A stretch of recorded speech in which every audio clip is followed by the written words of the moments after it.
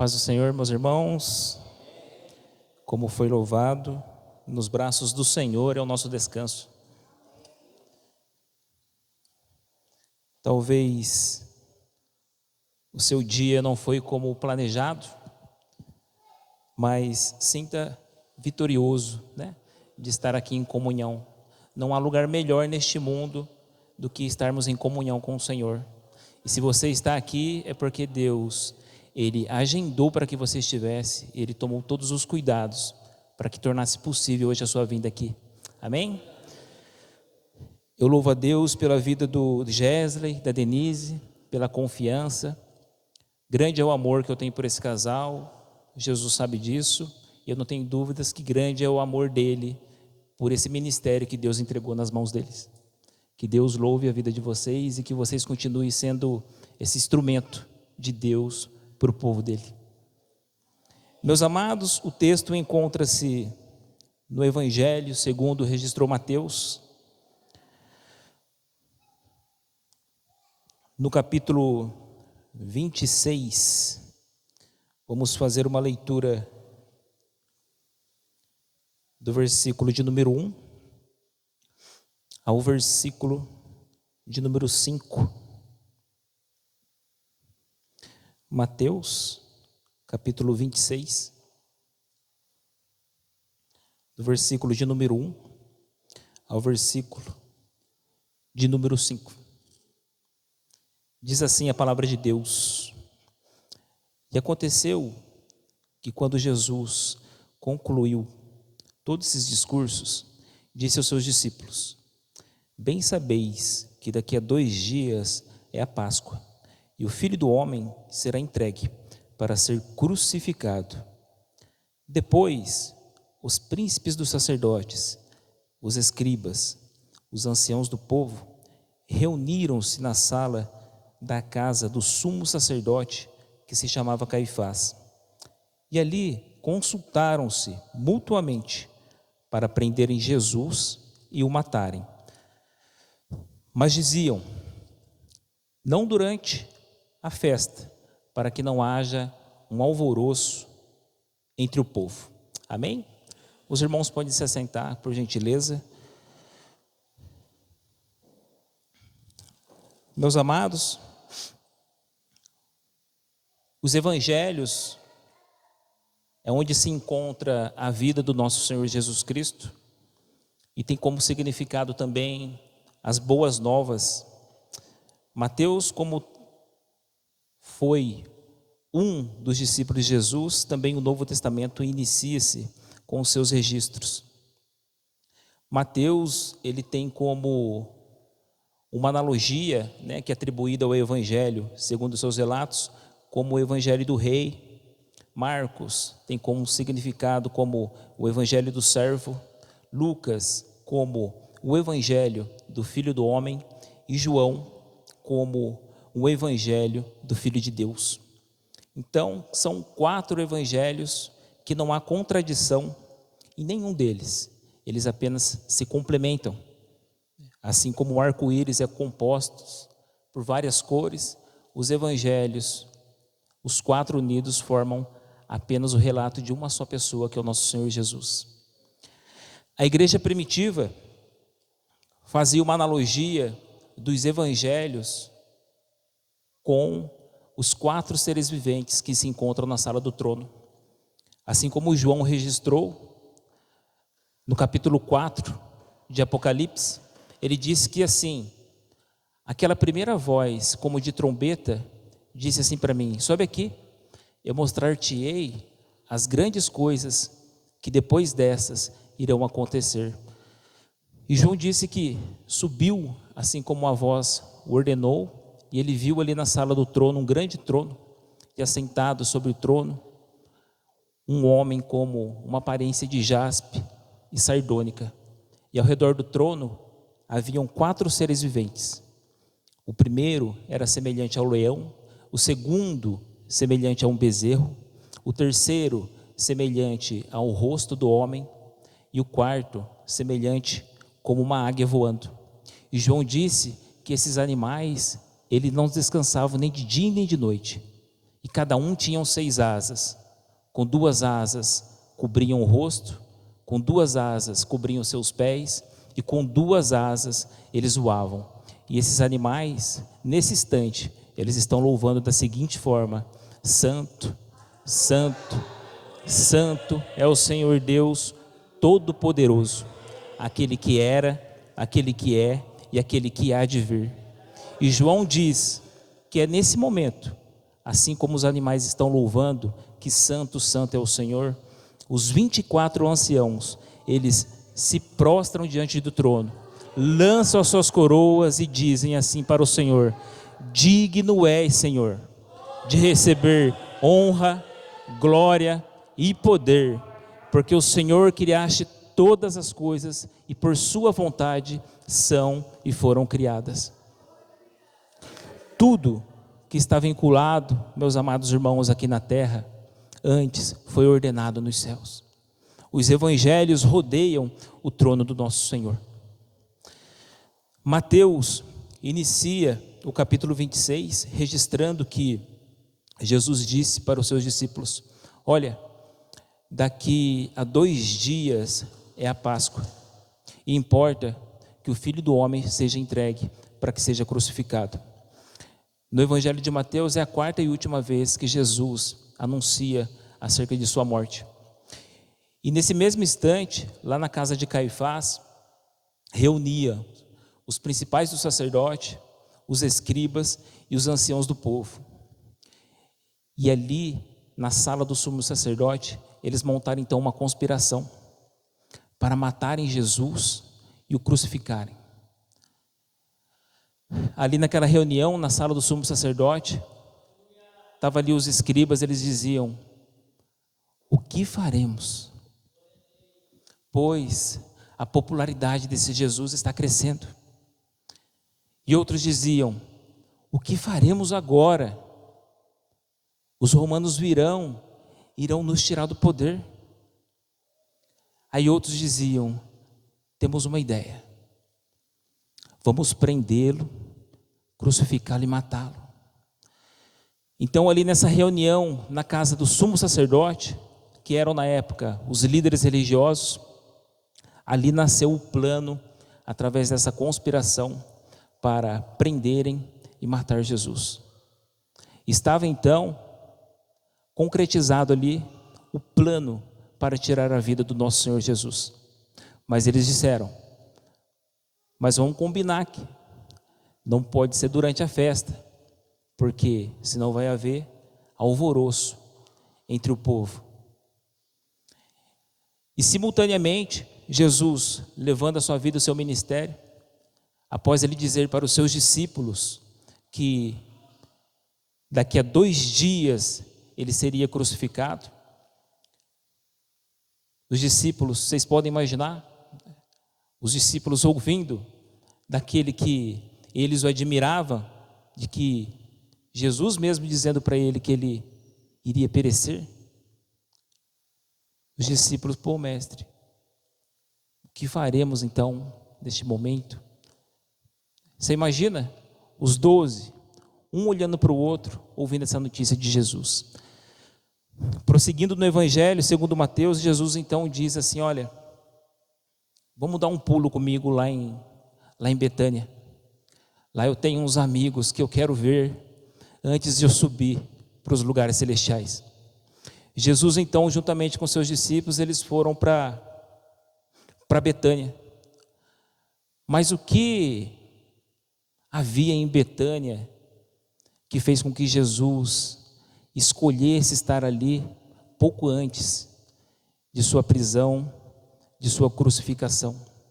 Em Betânia, nós podemos conferir nos evangelhos que havia lá Simão, o ex-leproso, Lázaro, Marta e Maria. Betânia tem como um dos seus significados casa dos pobres, um lugar simples, né? Uma vila. Então Jesus, ele queria, antes de ser crucificado, ver ali alguns amigos como Simão, Lázaro, Marta e Maria. Tínhamos Simão, o ex-leproso, como um símbolo, como um exemplo de gratidão, tínhamos Lázaro como um exemplo de uma amizade verdadeira, tínhamos Marta como um exemplo de como servir, e tínhamos também a Maria, né, como um exemplo de adoração. Portanto, Jesus, ele poderia ter escolhido estar em qualquer outro lugar. Ele poderia ter escolhido passar pelos belos templos de Jerusalém. Eram as vésperas da festa da Páscoa. Jerusalém estava repleta de pessoas, 5 vezes mais do que o comum. Mas Jesus escolheu estar em um lar que tinha como significado a casa dos pobres. Mas ali ele tinha gratidão, ele tinha servidão, ele tinha adoração, ele tinha amizade verdadeira. Talvez, às vezes, você não tenha o que deseja. Talvez, às vezes, o seu lar seja simples. Talvez o templo seja simples. Mas, se em qualquer destes lugares tiver adoração, gratidão, amizade verdadeira e servidão, você possui o que os melhores palácios não possuem. Você possui a presença do Espírito Santo. Você possui a presença de Jesus. E você possui o que o dinheiro nenhum pode comprar, nenhuma das riquezas desse mundo pode comprar, que é a paz do Espírito Santo em nossas vidas, que é a paz de Jesus em nosso lar. Temos que ser gratos por ter sido escolhidos por Jesus, pela graça de Deus ter alcançado a nossa vida. Eu iniciei dizendo que talvez seu dia não tenha sido como você planejou, mas tenha convicção de que Jesus está cuidando de você, e Ele está concedendo a você a paz que você tanto precisa. Ele está concedendo a você livramento. Ele abre porta, Ele fecha a porta, Ele livra. E ali, na casa de Simão, o ex-leproso, Jesus, onde ia, preparavam ali um banquete, né? E Jesus ali, perante aqueles seus amigos, pouco antes de ser preso, crucificado, durante ali aquela conversa, aquela comilança, que onde Jesus ele ia, ele gostava de comer também, né? Quebrando todos os protocolos, adentrou, né, aquele ambiente, a Maria, com um vaso de alabastro, com um puro nardo, e ali ela quebrou o vaso e ungiu Jesus, com aquilo de mais valioso que ela tinha. E os discípulos e todos que ali estavam, perante aquela situação, classificaram a atitude de Maria como desperdício. Falavam em seu coração, cada um falava em seu coração, não era apenas Judas que dizia, mas eles diziam assim em seu coração: que desperdício, não deveria vender e dar aos pobres? Pois aquele ato dela, aquele produto que ela tinha, equivalia a 1 ano de salário de um trabalhador. E ali ela despejou sobre Jesus. E Jesus, sabendo o que se passava no coração de todos que ali estavam, Jesus, sabendo que eles haviam classificado aquela atitude de Maria, eles haviam classificado a forma de Maria adorar como desperdício. Jesus, sondando o coração deles, então Jesus disse assim: olha, foi uma boa ação o que esta mulher acabou de fazer. Os pobres sempre tereis convosco, mas a mim fisicamente nem sempre tereis. Tivemos 2 classificações ali. A forma de Maria adorar foi classificado pelos discípulos como desperdício, mas Jesus classificou como uma boa ação. Portanto, às vezes, a forma de você adorar tenha chamado a atenção de outras pessoas, né? Talvez, as pessoas são especialistas nisso, né? As pessoas às vezes, para que dar um glória a Deus tão alto assim? Né? Para que falar em línguas estranhas assim no meio do povo? Por que não fica quietinho, comportado? Né? Para que sair pulando, rodopiando na igreja? Meus amados, sabe o que o Espírito Santo diz hoje para você? Deus tem aceitado a adoração da sua forma. Continue adorando a Deus do jeito que você sabe. A nossa adoração não é para o homem, é para Ele. Se você sentir vontade de saltar, salte. Se sentir vontade de falar em línguas, fale. Se sentir vontade de gritar, grite. A glória é para Ele. Quem classifica a nossa adoração é Ele. Na presença de Deus, temos que ter a liberdade em adorá-lo. Ele é o autor da vida. A nossa adoração é para Ele. Não se preocupe com a forma e o que as pessoas têm falado do seu comportamento diante da presença de Deus. Continue adorando Deus. Continue exaltando a Deus do jeito que você vem fazendo. Deus tem se agradado da forma que você tem o adorado. E diante daquela cena, Judas, quando ele presenciou Maria, aos olhos dele, desperdiçando aquele produto tão valioso, e quando ele notou que Jesus se agradou do que ela fez, ali de uma vez por todas, Judas concluiu que os planos de Jesus não eram terreno.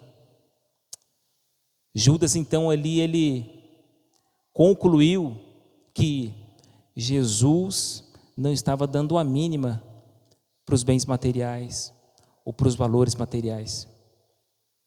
Então Judas decidiu o quê? Ir até os líderes religiosos.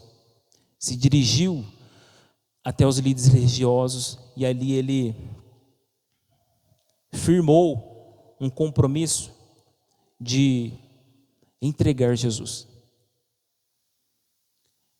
E os líderes religiosos, em função da proatividade de Judas em querer ajudá-los, disseram assim para ele: olha, toma aqui 30 moedas de prata por essa sua colaboração.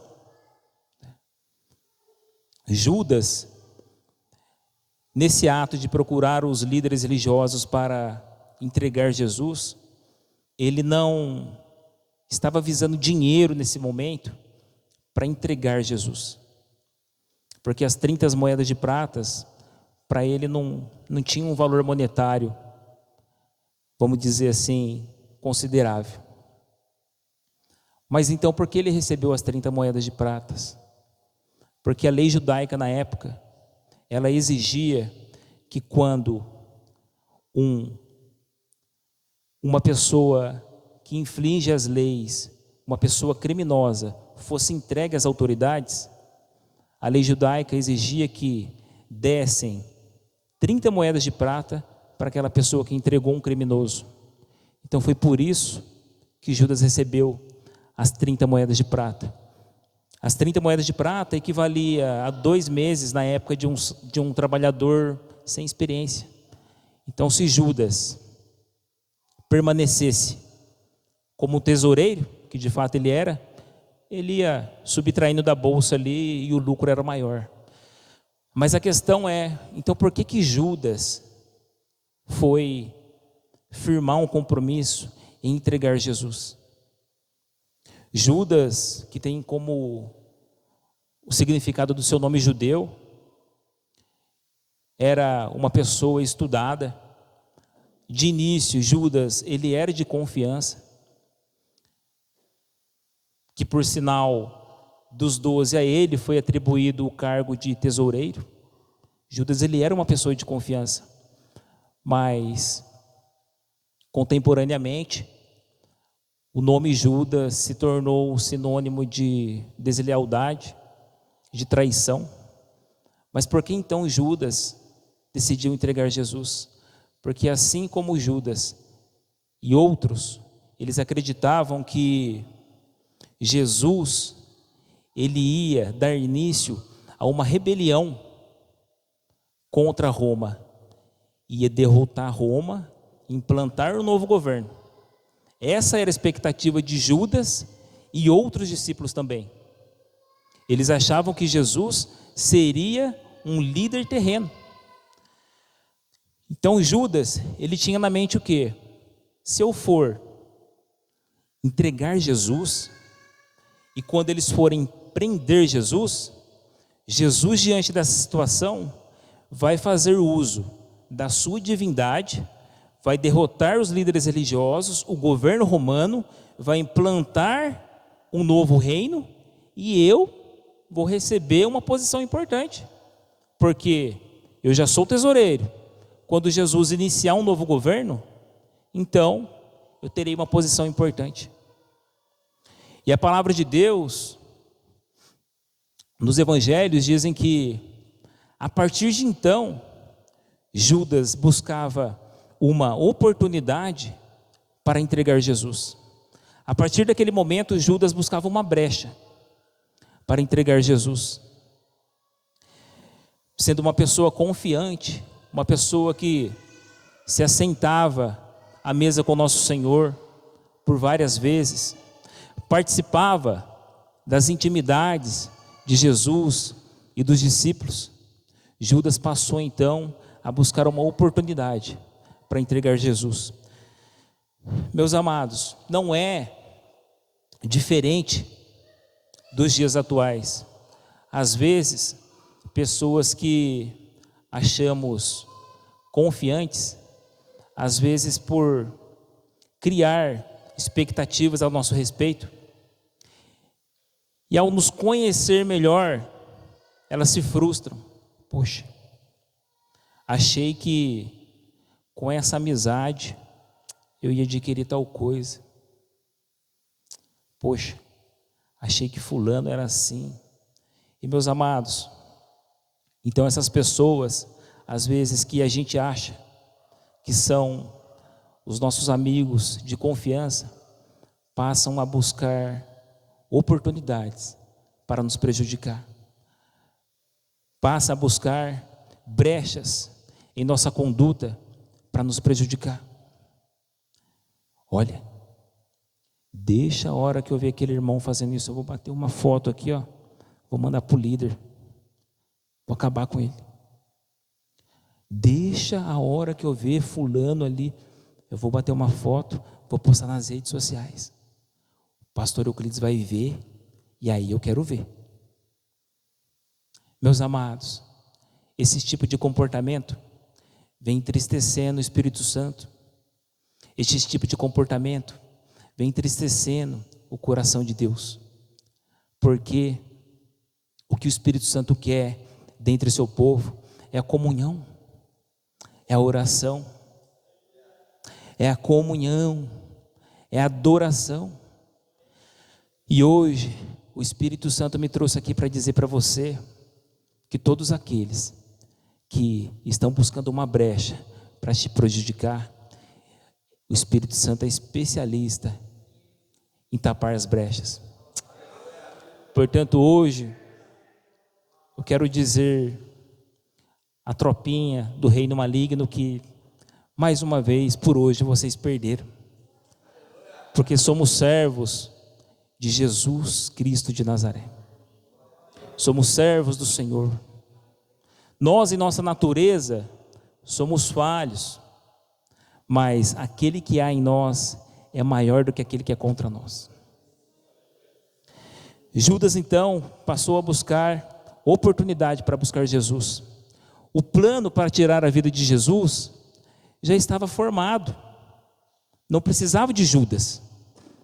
Jesus, como ele próprio havia dito, importa que o Filho do Homem seja entregue para ser crucificado. E qual foi o papel de Judas? Ser um instrumento de Satanás.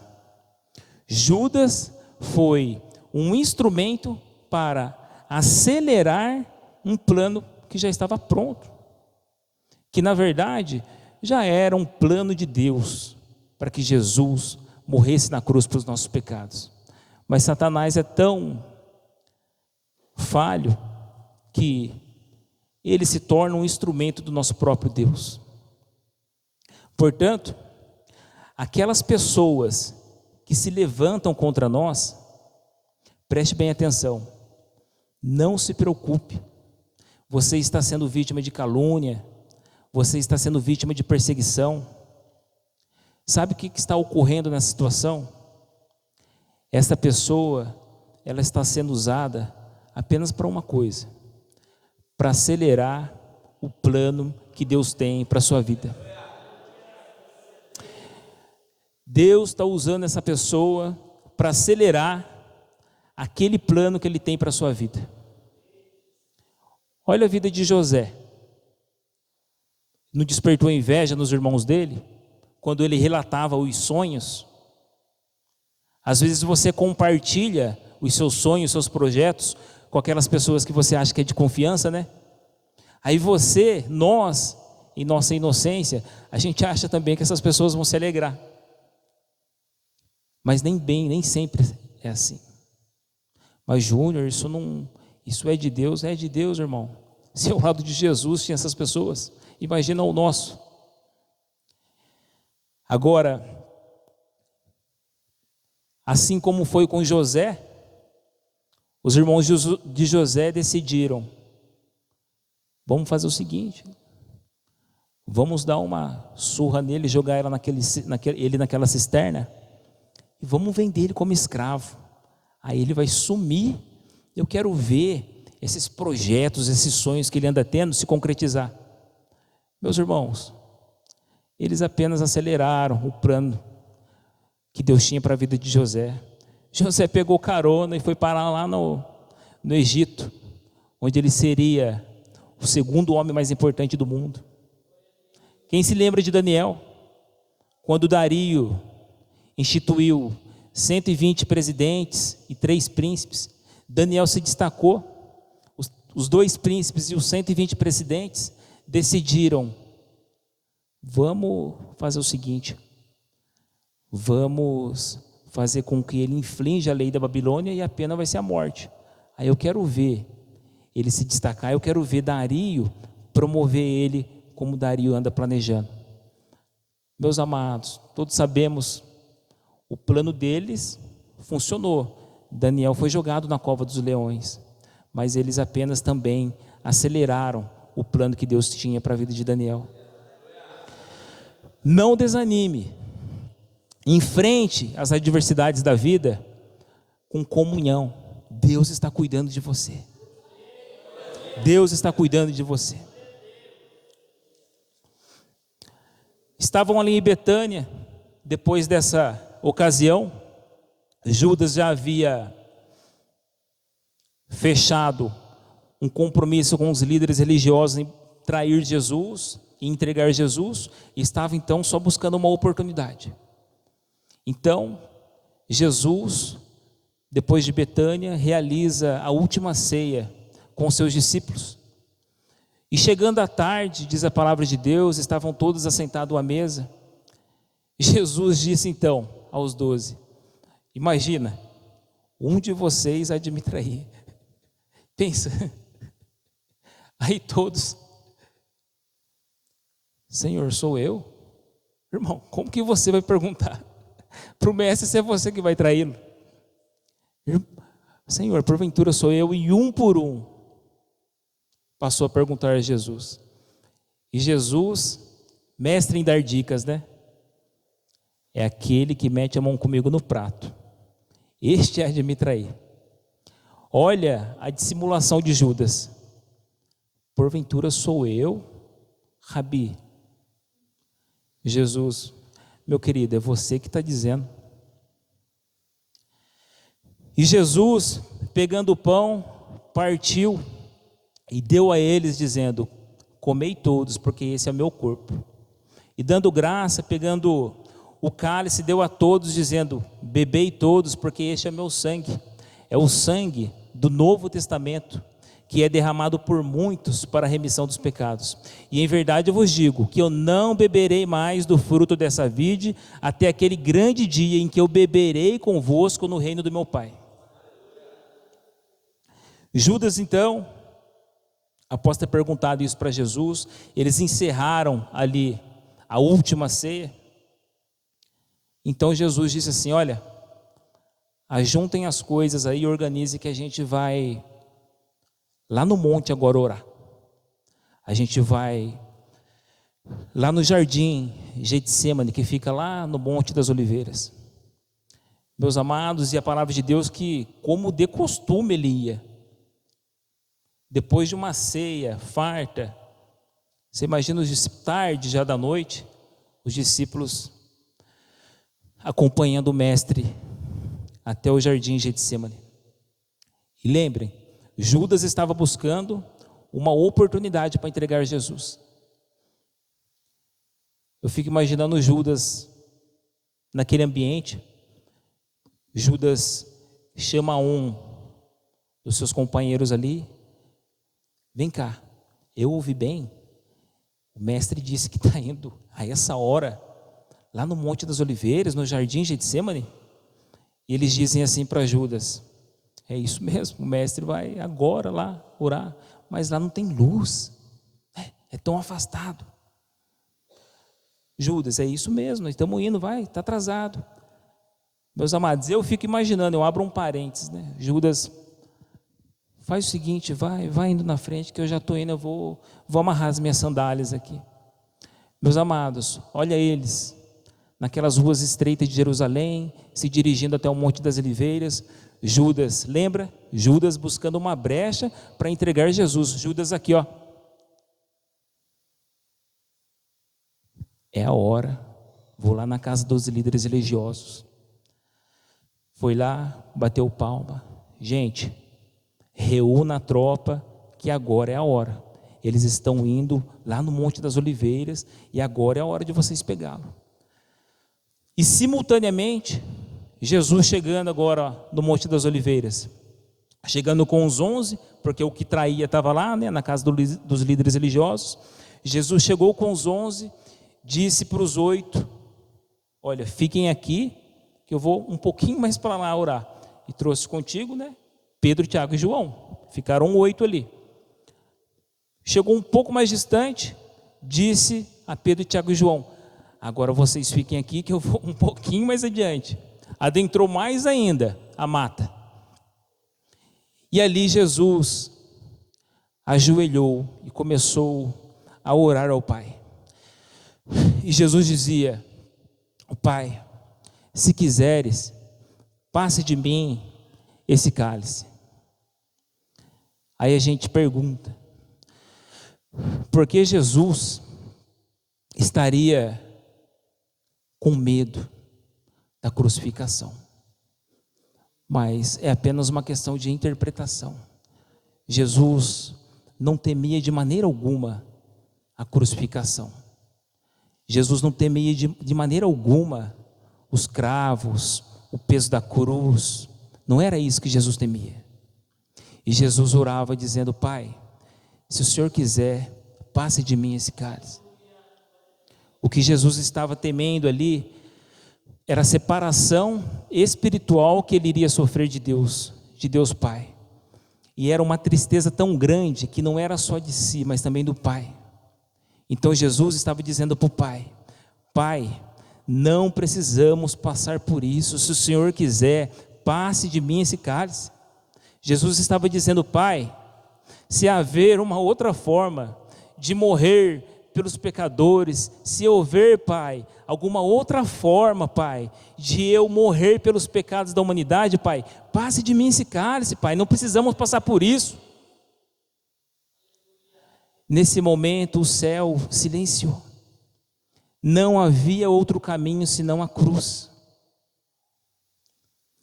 E vocês podem conferir em Lucas, que o Lucas é o único que registra que Jesus suou sangue e que um anjo estava ali o consolando.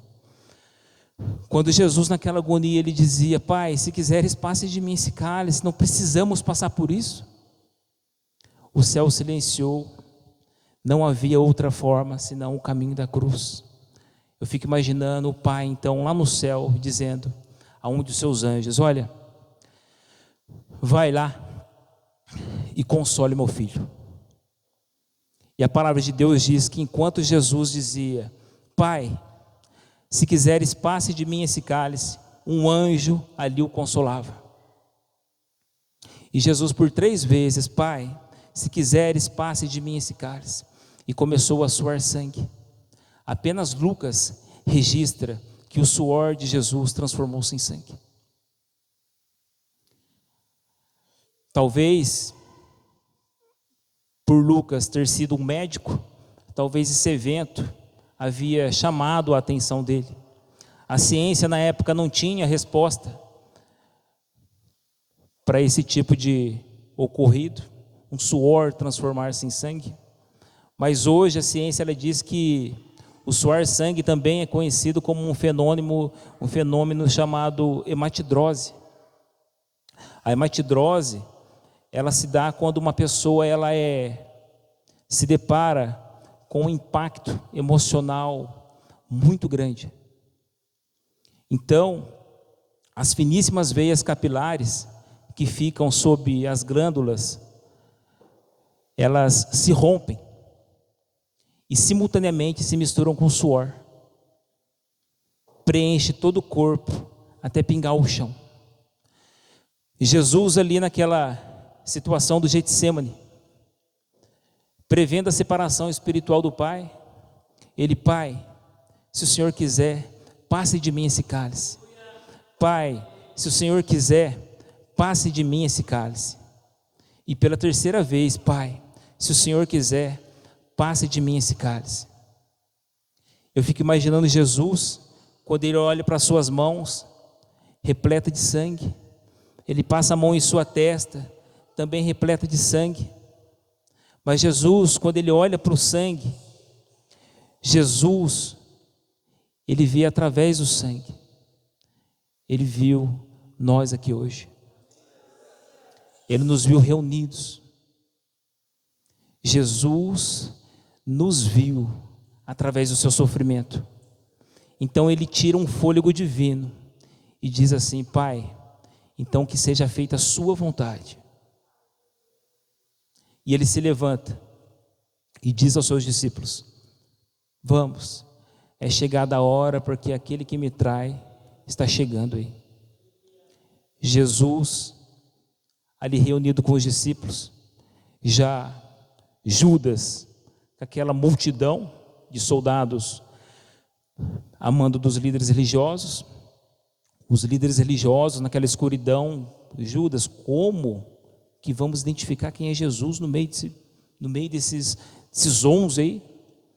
Judas: olha, aquele em que eu beijar no rosto, vocês podem prender. Aquele que eu der um beijo, vocês podem prender. Judas se aproxima de Jesus, deu um beijo no rosto de Jesus e disse: olha, te saúdo, Rabi. E eles então se aproximaram de Jesus e prenderam Jesus. Pedro, como era o mais esquentado da turma, sacou uma espada, meus amados, e acertou a orelha do soldado. Agora eu pergunto para você: como que você me acerta a orelha de um soldado? Judas não tinha, jeito com espada mesmo, ele era um pescador. Mas eu acho que nem que se mirar, você consegue acertar a orelha de um soldado, de uma pessoa, Mas perante aquela situação, Pedro sacou a espada e acertou a orelha de um soldado dos líderes religiosos. Jesus na hora disse: olha, primeiro deixa eu curar a orelha desse soldado aqui. Jesus curou a orelha e disse assim: olha, guarde essa espada, porque todo aquele que sacar uma espada, pela espada morrerá. Pedro, você não acha que se eu quisesse, eu não oraria agora ao meu Pai e Ele não enviaria mais de 12 legiões de anjos aqui? Ô Pedro, e como se cumpriria as Escrituras, que está registrado que assim convém que aconteça? Jesus então levado à casa de Caifás. Ali, Jesus já é humilhado, cuspido. Após a casa de Caifás, Jesus é levado a Pilatos. Pilatos não vê culpa alguma em Jesus. Pilatos então teve uma ideia, vendo a inocência em Jesus, disse: olha, como é chegada a festa, convém que eu solte qualquer preso. Quem que vocês querem que eu solte? Jesus ou Barrabás? E o povo, persuadido pelos líderes religiosos, olha, solte Barrabás. E Pilatos diz: e o que eu faço com Jesus? Crucifica. E o povo começou a gritar: crucifica. E Pilatos disse, pegou um balde de água, lavou as mãos e disse: olha, do sangue desse inocente eu me isento de qualquer culpa. E todo o povo disse: que o sangue dele caia sobre nós e os nossos familiares. Jesus então, através da ordenança de Pilatos, foi crucificado. Mas antes de ser crucificado, os soldados romanos escarneceram de Jesus. Levaram ele a um pátio, amarraram ele no pátio pelos pulsos, e ali iniciou-se então a flagelação. Eram 2 carrascos, um de cada lado, cada um possuía um açoite. O açoite era composto de tiras de couro com chumbos e ossos de animais na ponta. À medida que cada carrasco simultaneamente golpeavam a costa de Jesus, abria-se então a carne. E Jesus passou por essa situação. Após ser flagelado, levou para ser crucificado. E a palavra de Deus diz que após Jesus ser crucificado, houve trevas sobre toda a terra, da hora 6ª à hora 9ª. Do meio-dia às 3 horas da tarde, houve trevas sobre toda a terra. Nessas 3 horas é que houve a consumação de todos os pecados da humanidade. E próximo às 3 da tarde, próximo à hora 9ª, Jesus diz: Eli, Eli, lema sabachthani. Eli, Eli, lema sabachthani. Que era isso que ele temia. Esse era o cálice que Jesus pedia para que Deus passasse nele em Getsêmani. Que Eli, Eli, lema sabachthani significa: Deus meu, por que me desamparaste?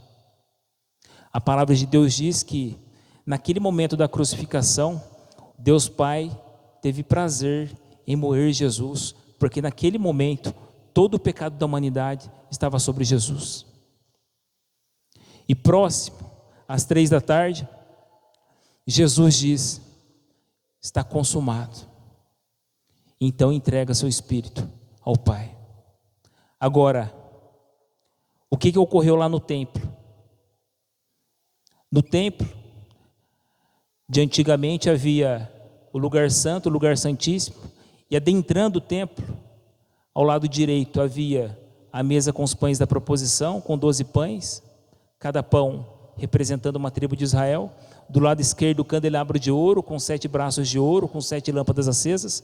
Ao fundo o altar do incenso, onde diariamente queimavam-se incenso a Deus. A fumaça do incenso subia até os céus, que representava a oração dos santos. E atrás do altar do incenso havia um véu que separava o lugar santíssimo do lugar santo. Então, quando Jesus disse lá na cruz: está consumado, o véu se rasgou do alto a baixo. Não há mais separação de Deus e o homem. Não é mais necessário um sumo sacerdote adentrar o lugar santíssimo após uma sentença de morte de animais para levar os nossos pecados a Deus. Hoje, basta dobrarmos o nosso joelho em nossas particularidades, onde estamos, Deus perdoa os seus pecados. Hoje o nosso sumo sacerdote é eterno. Hoje o nosso sumo sacerdote se chama Jesus Cristo de Nazaré. Você foi comprado com preço de sangue. Você foi comprado com o sangue de Jesus na cruz. Amém, meus amados? Eu peço que os irmãos coloquem-se em pé, por gentileza.